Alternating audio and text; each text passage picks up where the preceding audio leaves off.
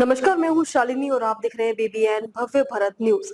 चलिए शुरू करते हैं आज की मुख्य खबरें। पप्पू यादव का पीएम मोदी पर तीखा हमला, बोले बिहार का बार बार सौदा हो रहा है। पूर्णिया से निर्दलीय सांसद और जन अधिकार पार्टी के नेता पप्पू यादव ने प्रधानमंत्री नरेंद्र मोदी के बिहार दौरे से पहले उन पर तीखा हमला बोला है। उन्होंने प्रधानमंत्री को बिहार का सौदागर करार देते हुए कहा कि पीएम मोदी बिहार का एक बार फिर सौदा करने आ रहे हैं। पप्पू यादव ने यह आरोप भी लगाया कि पिछले 11 वर्षों में पीएम ने बिहार और बिहारियों का अपमान किया है। पप्पू यादव ने सवाल उठाया कि जब गुजरात में बिहार के मजदूरों पर हमले हुए, उनके घर उजाड़े गए, तब प्रधानमंत्री मौन क्यों रहे? गुजरात के अहमदाबाद में बिहारियों को मारा गया, उनका घर छीन लिया गया, तब नरेंद्र मोदी कहाँ थे? उन्होंने कहा कि जब भी बिहार और बिहारी पर अत्याचार होता है, तब पप्पू यादव ही आगे खड़ा होता है। उन्होंने चेतावनी भरे लहजे में कहा, बिहारियों पर अत्याचार करने से पहले मेरी लाश से गुजरना होगा। बिहार को मिला क्या? पुराने वादों का हवाला। पप्पू यादव ने प्रधानमंत्री मोदी से कई पुराने वादों का हिसाब मांगा। उन्होंने कहा, आपने बिहार को विशेष राज्य का दर्जा देने की सौगंध खाई थी, विशेष पैकेज की बात की थी, बंद पड़ी फैक्ट्रियों को चालू करने और पलायन रोकने का वादा किया था।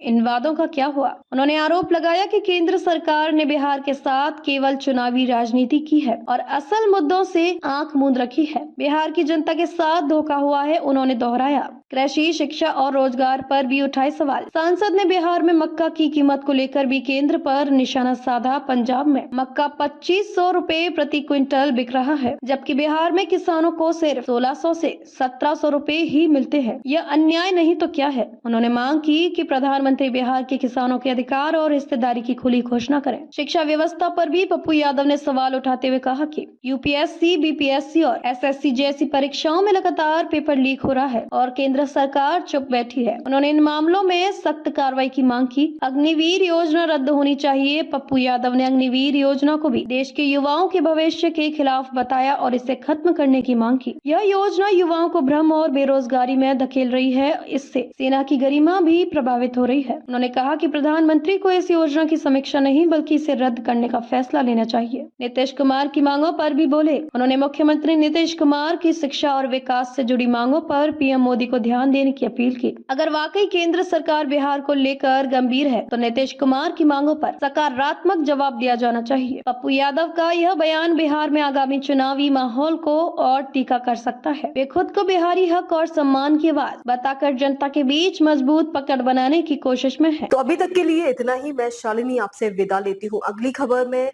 फिर मुलाकात होगी एक और खास खबर के साथ। तब तक के लिए बने रहिए BBN भव्य भारत न्यूज के साथ। नमस्कार।